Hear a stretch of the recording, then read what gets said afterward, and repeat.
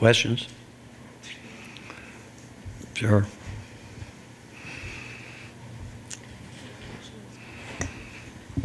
What was the difference for you guys in the first half compared to the start of the second half?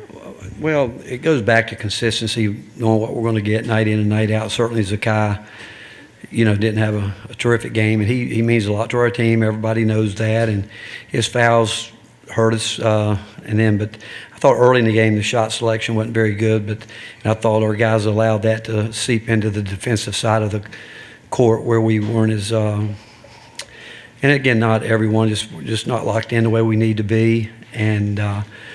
But you can't miss the free throws, that many free throws like we do in those situations. And the rim shots are the tough ones too. I mean, I think with the 1-and-1s we ended up for the game really 4 for 18 if you count the 1-and-1s from the free throw line. But the second half we obviously opened up the court, drove the ball. They had a hard time with that, and we had chances. I mean, as we kept our turnovers in the second half really hurt us. I mean, we came out of a timeout, turned it over, a free throw. They missed some free throws, gave us a chance, didn't rebound the ball, threw it away coming down in transition. And I just felt if we could have gotten it within 4 points, it would have made it a little bit more difficult because we were going to make them make a shot. We weren't, and that's bothered me that we allowed them to back cut when we're really in a contained type defense. Gave up some back cuts and fouled in areas that we shouldn't have fouled, putting them on the free throw line as opposed to making them make some shots. You talked about the consistency. That's been a common talking point all season. What do you do to get consistency at this point in the year? I wish I knew. I wish I knew. If I did, we'd fix it. And it's just, I think it goes back, and I don't understand it, to be quite honest with you. As much time as we spend with our guys talking about doing your job, playing your role night in and night out, and not letting emotion get the best of us sometimes when we, like I thought, again, we played hard in the second half, but when you're coming back, emotion starts to kick in. You still have got to make smart plays. And we just had too many plays in the second half. And again, they gave us some chances. They did. They opened the door for us, and we pretty much had our chances, but every time we had a chance to come down and had to miss some rim shots. But I wish I knew the answer to that. I really do. As much as time as we spend to talk about it, I wish we could figure it out. Coach, how much were you simply challenged just from being down 2 starters today?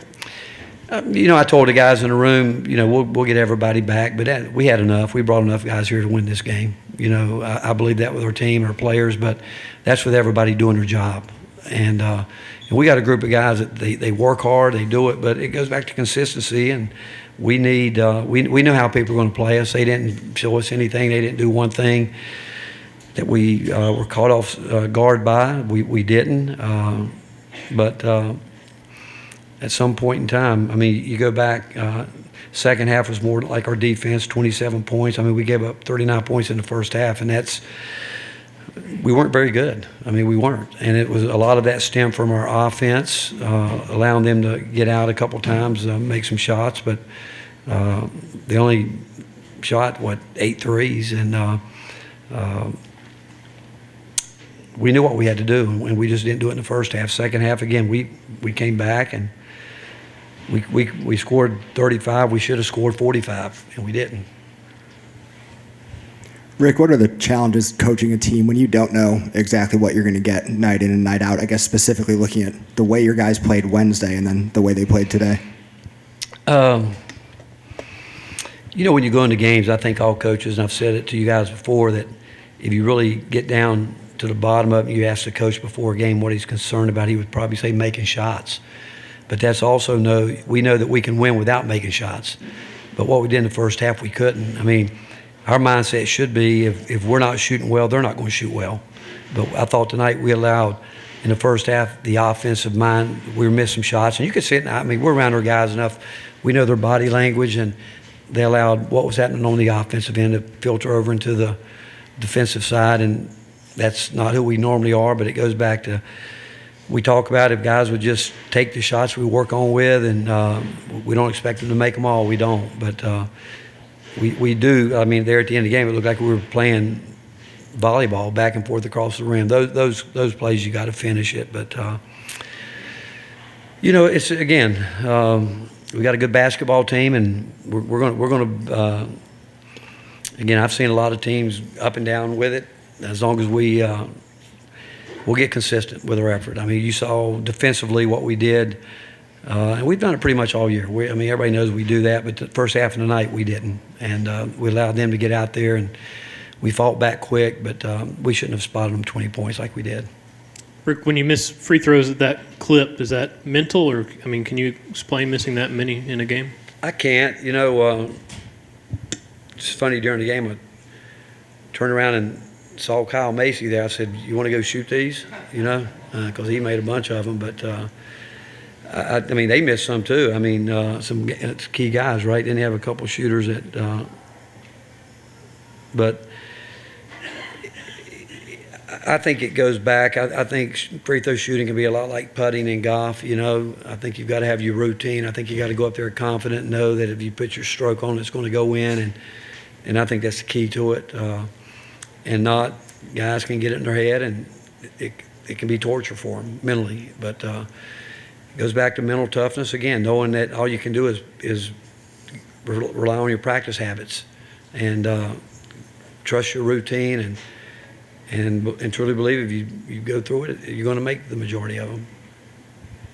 Rick, one of the guys back here, one of the guys that Cal has really wrestled with all year, how to use him and what to do with him, is Chris Livingston. And since you guys' first meeting, he's kind of emerged. I wonder, from your perspective, how does the way he's playing maybe change Kentucky? Well, again, I think he made some good plays, and I thought he was back cutting and he moving. He get a double. I'm not sure what Cal was thinking early in the year, but 12 and 10 is a pretty good night, but.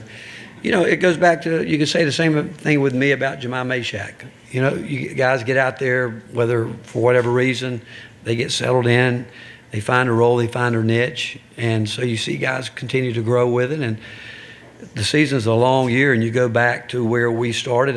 Roles have changed on our team, and I'm sure they've changed here. Cal's had to deal with the injury, the bug, and all that, but what it does, gives someone a chance to go in and see what they can do, and slowly but surely they can really find a niche, and I think he has. He impacts the game. That's one thing for certain. Coach, what was Jamai able to, right here, sorry. What changed for Jamai the last couple of days? Had that really great defensive performance against Alabama. He guarded tonight. He did tonight. He guarded, he played, and he brings an edge, a competitive edge that and it's a talent, because you'd think, well, everybody does that on. I think Casey Wallace does that for them. I think he brings a real competitive edge to it. He does, but and it's a talent. And Jamai has it. He's willing to go out. He can guard anybody on the court. He's going to compete. The more I think he gets out there, the better he'll continue to get offensively. But if you're going to go down, you want to go down with a guy fighting like that, and that's he's a fighter. All right, thank you guys.